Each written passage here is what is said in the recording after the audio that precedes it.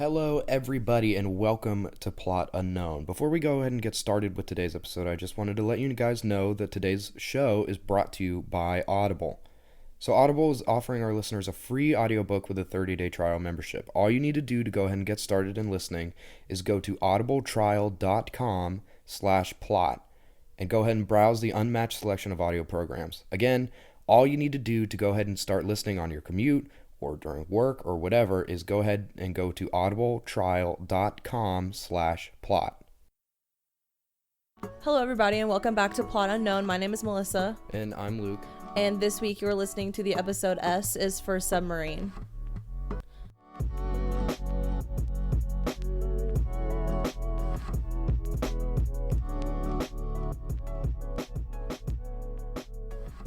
Good job. I still don't know. We Sick. we now have a producer Yes. And it named is Sam. the annoying Sam Jones. Hello. Stop touching the You don't mic. have to get that close to the microphone, Sam. Oh my god. So he's here. He has a microphone. He might chime in from time to time.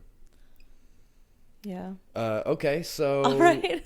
what's the movie? So it is the 2010 coming of age film Submarine. You probably shouldn't have said coming of age. Whatever. It's not gonna make a difference. You don't know Okay. what it's about. Okay.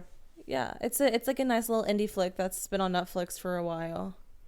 Who's in it? Couldn't tell you. All right.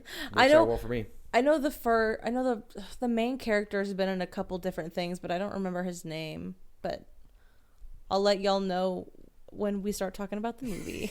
When we I'll actually do look it up, Yeah. who we got. Yeah. Okay. Well, The most important thing is that you don't know, so it's not gonna help you. You don't know who it is. I have no idea. Yeah. I couldn't tell you what this movie is going to be about. Melissa, Yeah. would you like to give everybody kind of a rundown of what we do on this show? Yeah. A nice little spiel. Yeah, while I get ready to write my plot. Yeah. So, hold on, I'm gonna yawn. You can cut this out. Okay. Okay, I'm good. What? Okay, so we are Plot Unknown. And what do? We pick a movie, so we go alphabetical. A through Z, that's the alphabet. And we pick a movie that starts with a letter that usually we've seen. Sometimes we haven't seen the movie. The most important aspect of it is that the other person hasn't seen the movie. So I picked Submarine for S. Luke hasn't seen this movie. So he's going to take about 5 minutes and he's going to write a plot to what he thinks the movie is about based off of basically Nothing. nothing.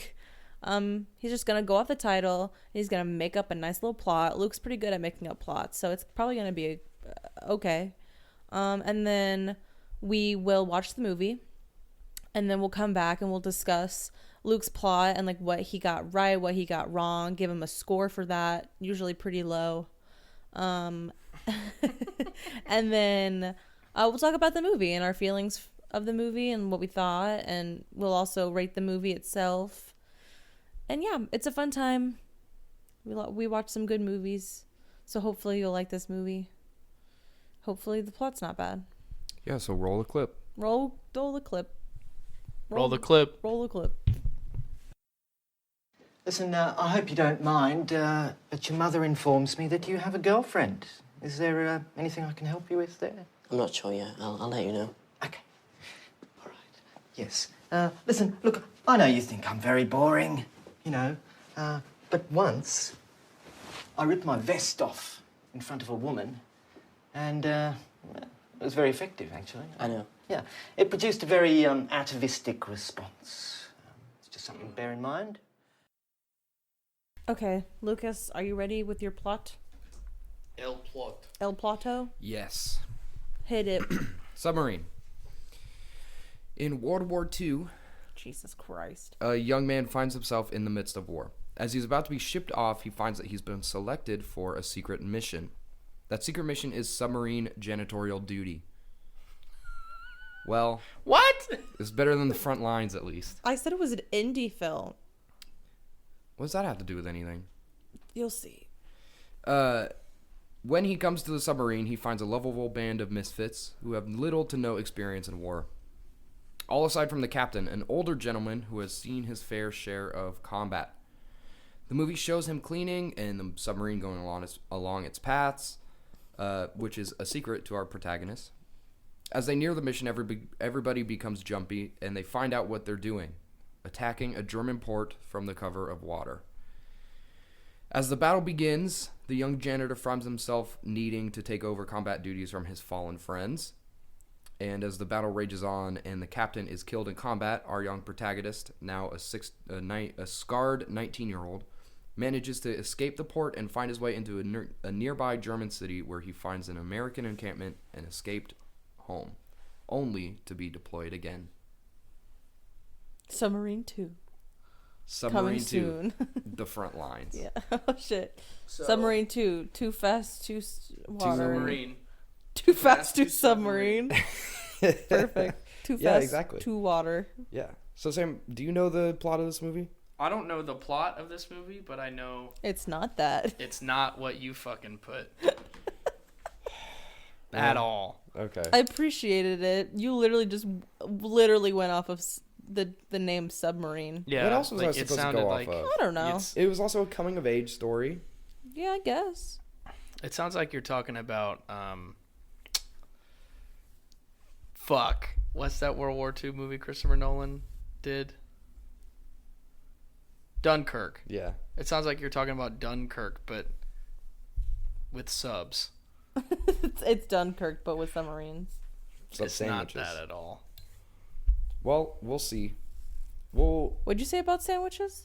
I said sub sandwiches. Oh, all right. We'll see. Who knows? You guys might actually be wrong. You're right. Maybe Yeah, I'm the you're one right. who's You're the one that's right. Yeah, I picked this movie because I've seen it. But you might not know the plot to it. Yeah, Maybe solid. there's two Submarines. different submarines. And we're gonna watch the one that I made. You live in a fucking coconut head. You live in a fantasy what? land. You live in a coconut head. All right. He Well- look like Coconut Head. Are you guys done? Yes. Can we go watch the movie now? Yeah. All right. We'll return and let you know our thoughts and feelings on the movie and our thoughts and feelings on my plot when we Submarines come back. in general. Yeah, we'll have a How whole bad history Luke's lecture plot on is. the history of submarines and their impact on World War II. Okay. Thank you, everybody, for listening. We'll see you in just a second. Dear Oliver, I tried to tell you, but I figure you only probably believe me if it's in writing. It's over. I enclosed my lighter as a parting gift for you. Also, I think you should know I found someone else. When we're in school together, try not to look upset. I know you're a good actor. P.S. You were right about my being allergic to dogs. I got tested. Oh, and in case you're interested, my mum's fine now. Sorry if it made you feel awkward.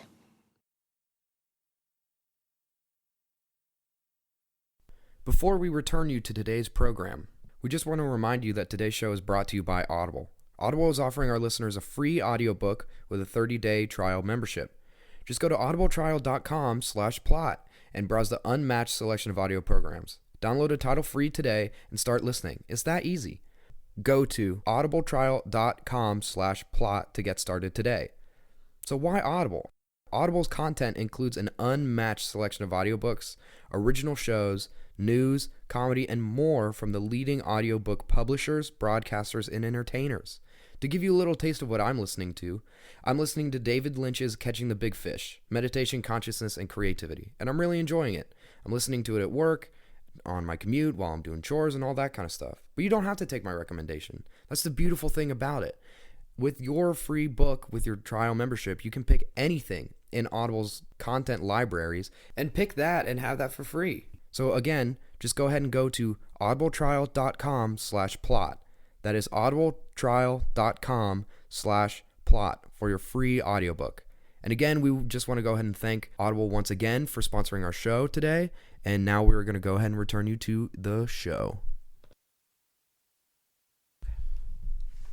All right. Do you have a summary? I do have a summary. Okay.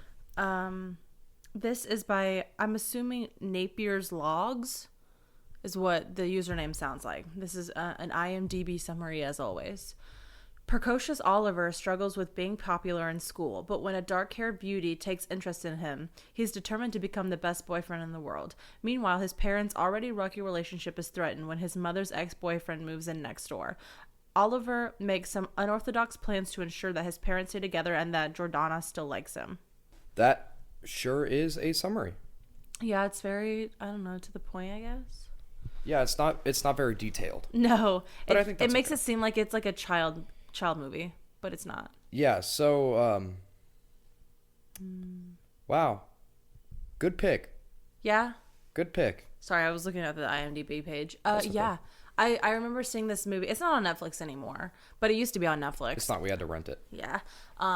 Thanks, Sam, for us using your account. Yeah, our producer is no longer here. He had to go to RIP. the gym. So we are now alone You had again. to get buff.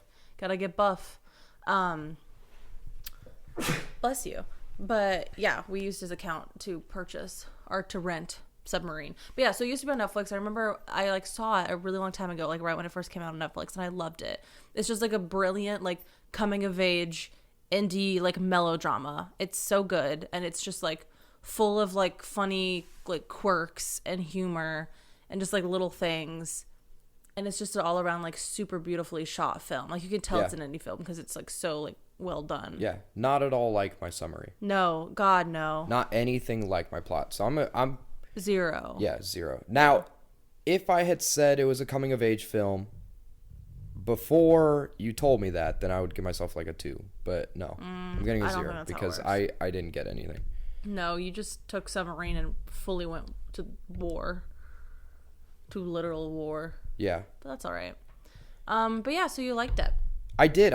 So I liked it a lot. I think that I think this movie is really good, and I think the thing that stands out to me most, right, is just the way this movie is filmed and the way like it's edited, because it's like a mismatch between every like artistic movie that we've watched so far. Yeah. It has aspects of everything that we've seen. Like it has some shots that I thought looked like something that would come out of Paddington, specifically when he's in his sad moment and he's sitting at the swimming pool and he's walking to the deep end and it Yeah. like passes through. It's just one steady tracking shot and it passes through and has like the columns coming in and blocking your view sometimes. That seems like a shot that would be in Paddington, or actually it seems like a shot that would be in a Wes Anderson movie. Yes. Because like I'm pretty sure I've seen that in Fantastic Mr. Fox. Like I'm pretty sure I've seen that exact shot somewhere. I haven't seen Fantastic Mr. Fox. But But like the scene I want to go into that scene a little bit. I don't want to like I just want to lay it out real quick because it's so good. It was like it was like a montage of scenes where it's like a sad montage essentially. But it's humorous and he's at a pool and it does like a tracking shot where he walks down to the deep end, faces towards the audience and jumps right into the pool. Yep. And then when he jumps into the pool, it cuts to another scene where he like is coming out of the bathtub like soaking wet. And it's just like there's movement in the edits. what do you mean? Like there's a fluidity in, exactly. in the way it's edited, because it's like the motion of one shot leads into the motion of another. It is like it's perfectly like transitioned and you don't even notice that it's a transition. It goes like right into the shot so beautifully. Yeah, there are only 2 things that happen in the movie that are like obvious transitions. And I'm not saying 2 specific things, I mean like generally. There's when the movie fades to either blue or red and transition scenes, or when it does that like title card part 1, part 2 epilogue. Yeah, well the thing is that like obviously you don't know this, but this movie is based on a book. Yeah, I saw that. Yeah. Because So I looked at the IMDb page before we started the second part. Yeah, so since it's based on a book, it really does. I mean, I haven't read it, but I'm assuming it follows the book because it starts with a prologue and then part 1, part 2, and then like the ending. It's set up like chapters, Yeah, absolutely. and or even not even chapters, like parts in a book because some books separate into like part 1, part 2, and then have chapters in between. Yeah. Right. So it's kind of just taking all the chapters and putting them into a part. Yeah. Well, even in the separate parts, there are those transitions that have just a color, which I feel like are breaks in like a chapter. Yeah. It's so visually interesting. Because they do a lot of different like directing styles, because not only are those like, there are those like really good like Wes Anderson type like scene transitions, but there's also like those really weird quirks where like, I just remember the one scene, and it was like kind of oddly placed, but where he's like riding his bike and like in a fury, and he's like crying, and it's When New he's Year's going Eve. to break into the guy's house. I think so, but like the background is just like fireworks. Yeah, that's and it's on just New like, Year's. Yeah, I know. That's what I said. It's like it's on New Year's Eve, and he's like furiously like riding home, like crying on his bike, and it's just like a still shot of him like riding his bike, but then there's like fireworks in the background. Yeah, like it's just like bizarre, but it's like so well placed. Yeah, it's so weird, because I think that's such a good description of this entire movie, is bizarre but well placed. Yeah, yes. It really does mix so many different directing styles together. Like there's a bunch of Edgar Wright, because like it reminded me a lot of Scott Pilgrim. Yeah. And I love movies like that. Another movie that's kind of similar to that, which is kind of weird, is Harry Potter and I think it's like The Prisoner of Azkaban. Okay, what do you mean by that? Like, Because I don't necessarily see that comparison. Because like that Harry Potter specifically, I think it's that one, the one with the night bus. Yeah. It's shot so like it's so animated. Okay, the night bus scene I can understand.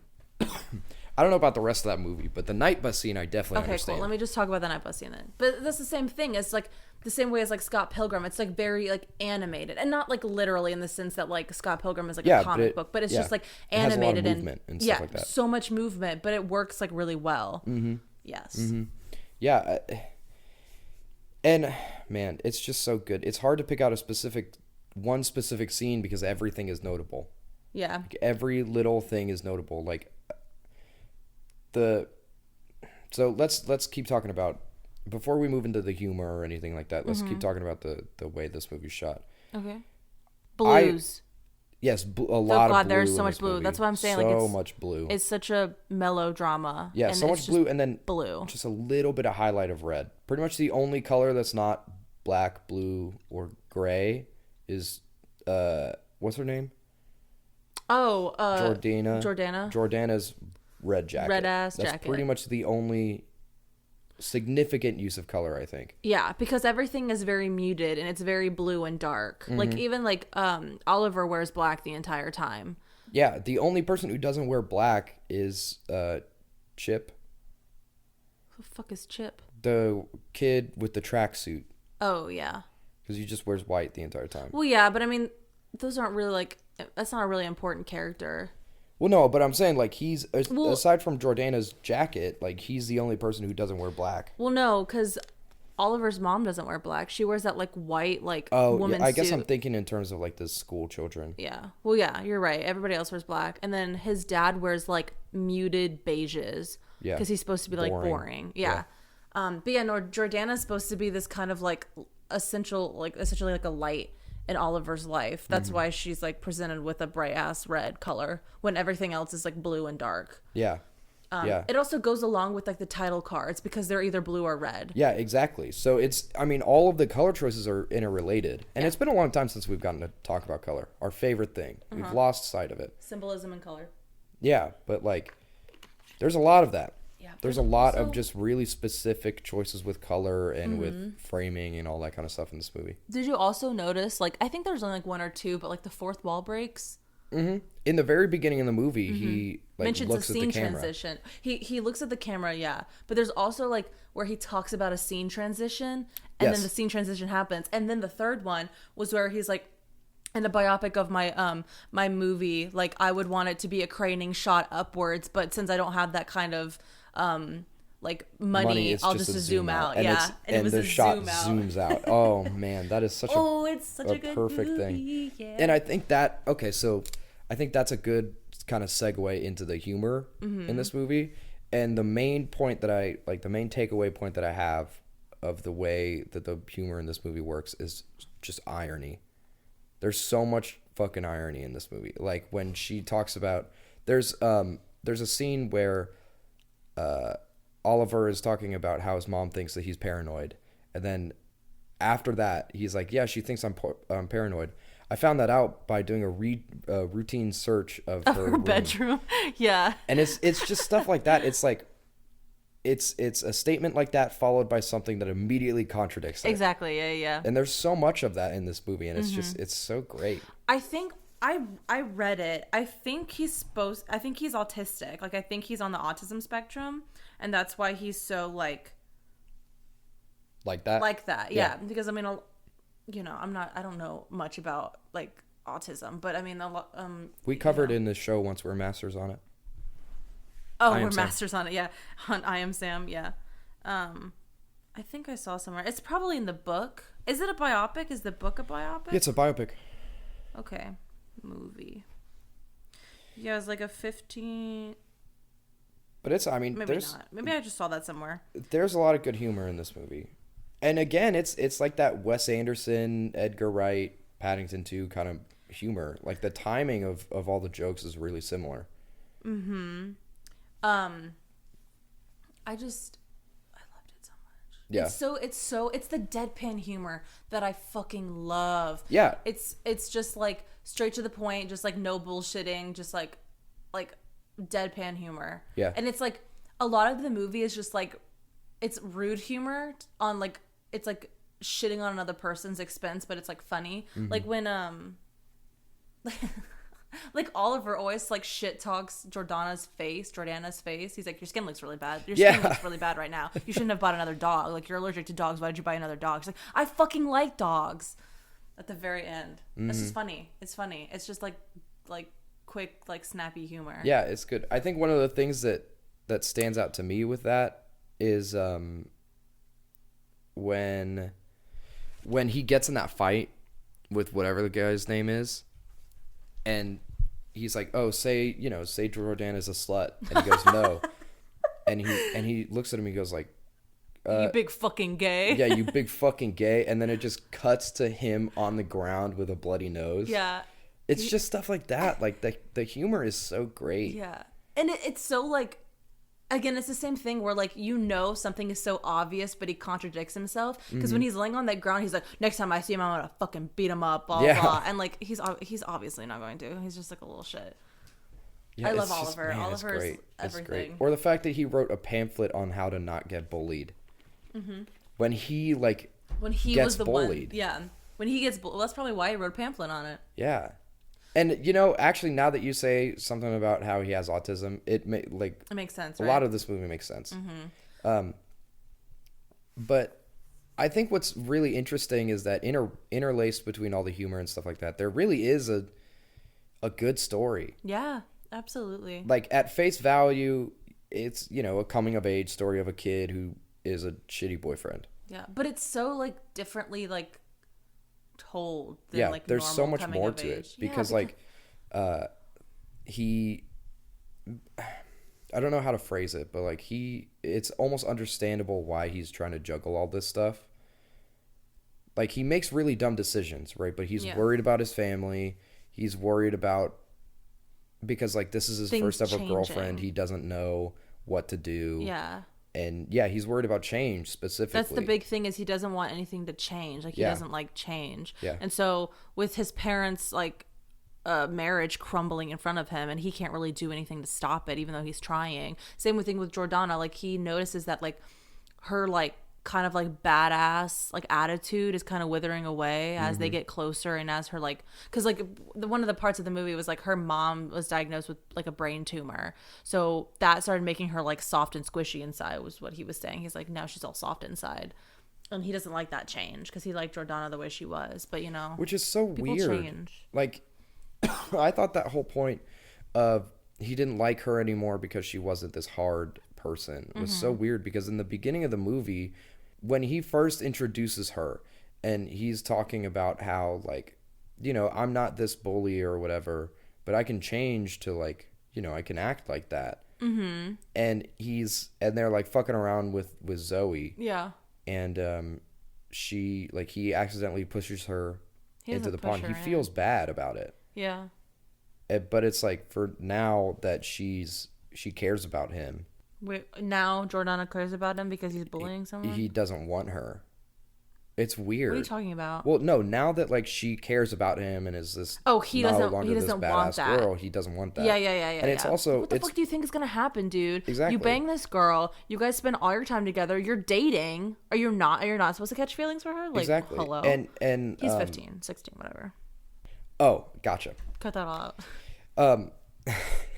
When he takes her to that like mechanical industrial place to ask her to have sex with him, he specifically mentions how she doesn't like romantic places, so he picked a place that's not romantic. And it's just like, what do you want? On the other hand, like, he knows that she doesn't like romantic places, and then when she comes over to like bang him, he set all this whole like romantic atmosphere up. And he wrote her this cringy note that apparently got her she juices liked it. flowing.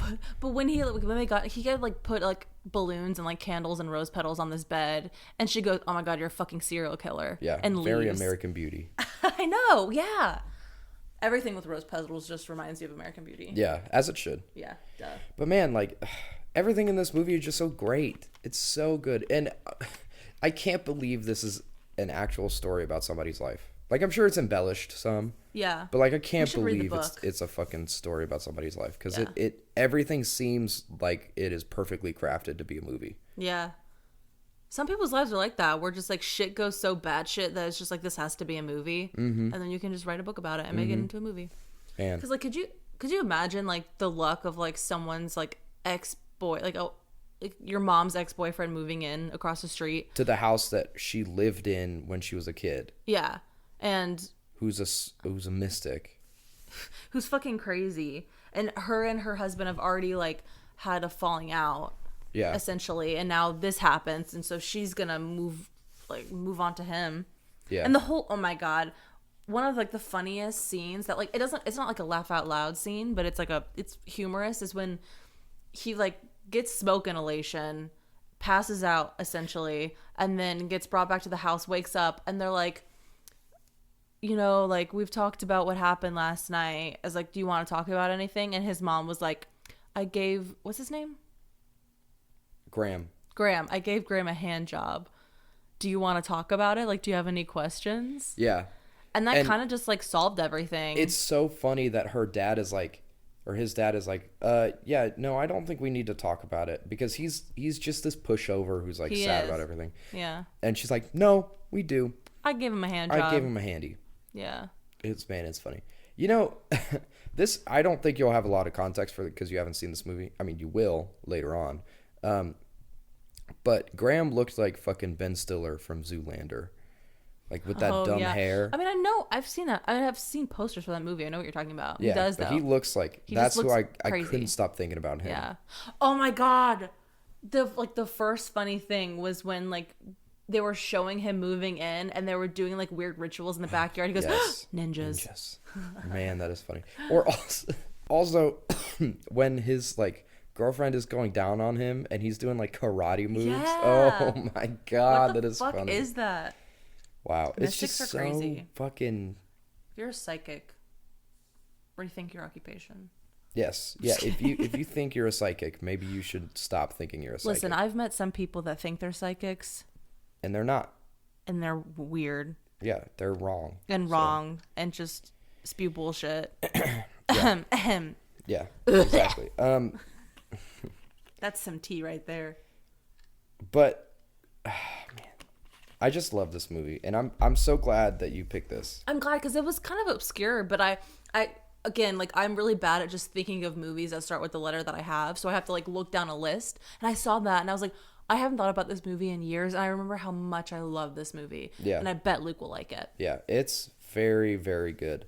Because like a lot of the movies that we've watched have had like really good storylines and like acting, but haven't had really any good cinematography. But this one is like, Yeah, or not everything. Not even not good cinematography, just not artistic. Yeah. Like they're not. I can't think of the last movie that we watched that was like this heavily artized. Artized? I don't know Ooh. what I'm trying to say. Art. Just really heavily like cinematography is like it's essentially like filming art. Well, yeah, but I think that a lot of the movies that we watch that are well shot have a lot of really good cinematographic moments. Okay. You know what I mean, Yes. like, this is a very specific like type of art film. Yeah. And I think that Paddington is close to that, but you and I haven't watched Paddington since October. So I say I don't even remember Paddington being that like artsy. I guess because there's a lot of like I All the storybook stuff that we watched in it was. yeah that's true. I can think about like all like the ways they use color in that movie too. But I can't think of another movie that we have watched on the show that is as artistic as this. Yeah. The next closest I think honestly would be Eternal Sunshine. Yeah. You're probably right. And for some reason I didn't really like that movie that much. Yeah, you picked it too. Yeah. That's the only thing I was thinking. What did we do for C? Cruel Intentions, bitch. Oh, What are you talking about? The best Cruel movie ever. Intentions. Are you kidding? Holy shit, we watched Girl Interrupted too. Oh god, that movie was so good. Wow, we've watched a lot of damn movies on this show. I will say that I definitely have the best picks of movies. That's okay. We're gonna. You change did that pick next. Drive though, so Drive is the second highest. Okay, so do you have anything else you want to talk about with this movie?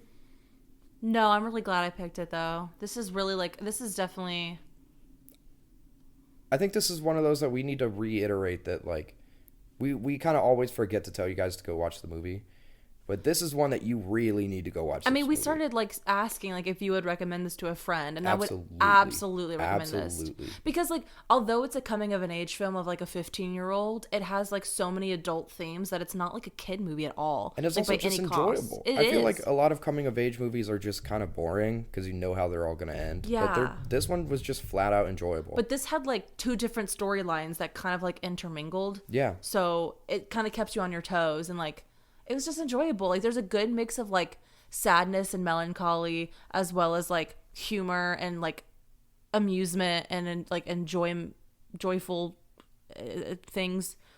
Words. Yeah. just No, good. I get what you're saying. But yes, I would Yeah. absolutely recommend this to a friend. What would you give it though? Can I throw you for a loop? Yeah. I'm gonna give it a 10. A 10? So This is my favorite movie that we've watched so far. Wow. Yeah. didn't you give Paddington a 10? But this is like this is a better 10. Yeah.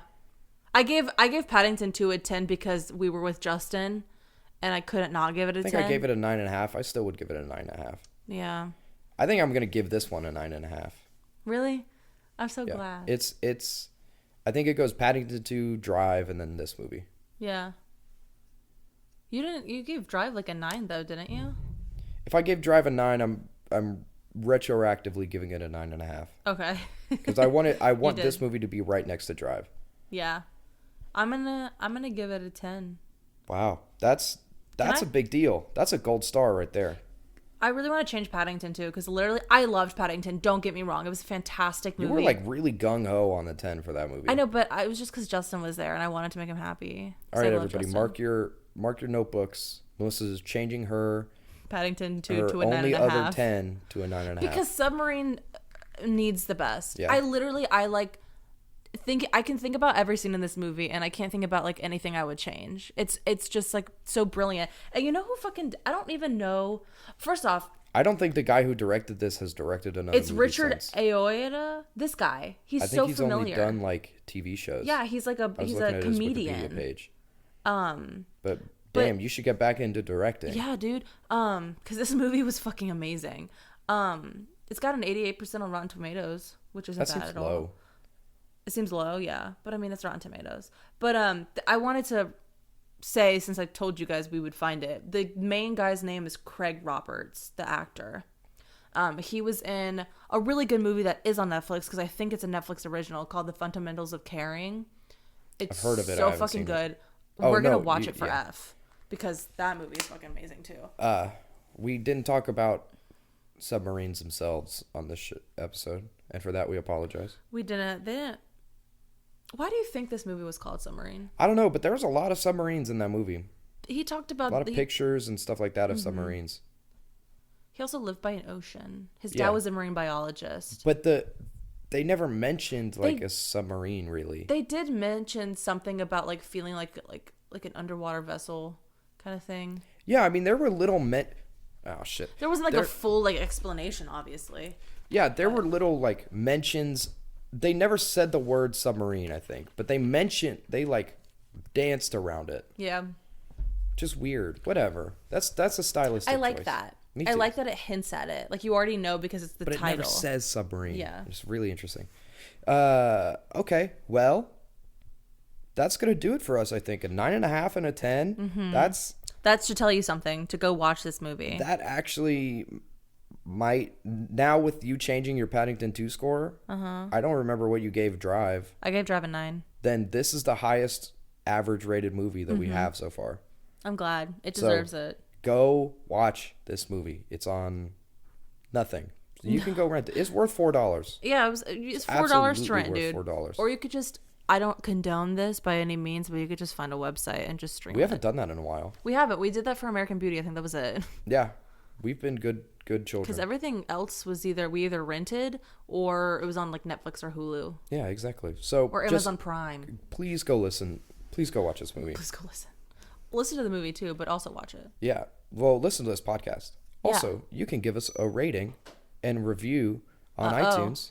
We would very much. Oh, our producer has returned. After we're completed. You can go. Please give us a review and rating on iTunes. It really helps. Oh, here he comes. That mic isn't plugged in. I'm the producer. I just want to say I'm a really shitty one. I wasn't here for the whole podcast. That's all I have. Thank you. Thanks, Sam. So, in addition to leaving us a rating and review, Here he comes again. That's cut. Anyway, what were you saying? yes. So, while you're on iTunes giving us a rating and review, you can listen to us there. Or if you don't like iTunes, you can go over to Spotify or Stitcher. I think we're on Overcast. We're on a ton of stuff. Yeah. Still not Google Play. That's my bad. That's all right. That's going to We're be the on a running bunch joke of of other this podcast is that we're just never on it. Yeah, we're never on Google Play, but we're on everything else. So who doesn't use Spotify or iTunes? I mean, for real. Exactly. And after you're done listening to the show, you can go interact with us on social media. Mm-hmm. Melissa, where can they do that? Yeah. So we're most active on Instagram at Plot Unknown. Pretty simple. Second most active, I think, is Twitter. I guess. It's probably It's Facebook. probably a tie between Twitter or Facebook, I think. Because I post the Instagram stuff to Facebook. Yeah. But yeah, Facebook is Plot Unknown. We have a page, so just follow that. And then on Twitter, we are at Plot Unknown Pod because someone took the name Plot Unknown. So rude. Whatever. But yeah, you can find us there. Subscribe to us, DM us, do some fun stuff. Yeah. Like our pictures. DM us, email us at plotunknown@gmail.com. We want to hear your movie suggestions or your thoughts on the movie. Yeah. We'd love for you guys to hear that stuff. A milestone for Melissa and I is that we just recently hit 500 listens. Yeah, it's probably a little bit more than that because It is. our stuff is kind of wonky. But I think right now we hit 500 last week. I think we're at like 530 right now. yeah. Plus some more. Yeah, but I'm sure we're probably actually like up to 600, but like we don't fully know. So. Yeah, but that's a big deal for us. That is. So We're a small. Thank you guys. Small privately owned podcast. We're not Yes, privately a owned. small privately owned family run podcast. Yeah. So in terms of things coming up, next week might be a little weird. I have some things that are going on that I signed an NDA about. I cannot speak, but afterwards, you bet your ass I'm going to talk about it. So we might have our producer stand in for me.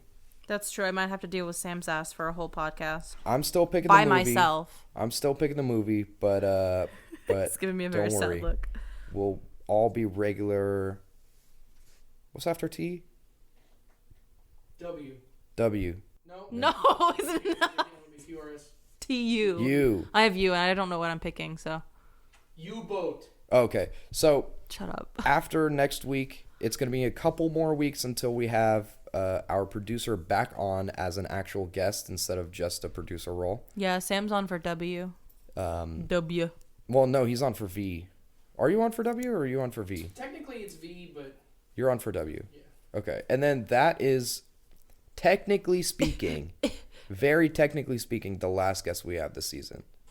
Yes. We have one let's more. Let's not. You're hinting at all everything. We've We're already our talked fun about it. thing. Did we? Yeah, but Okay, just okay. kidding, never No, mind. we have a couple special things planned for after this season. That we're not ends. going to talk about because it's going to be special. Yeah, the only other upcoming thing that I want to talk about is that right now I'm working on getting all of our episodes onto YouTube, so that you can just have an extra space to listen to us. So that being said, thank you guys for listening. We are Plot Unknown, and we'll see you next week for. Wait, Melissa. What? What's your hint for you? I don't know what I'm doing. Okay, well, thank you for listening. We'll see you next. Yes, U-boat. We'll see you next week. For Okay, you. goodbye.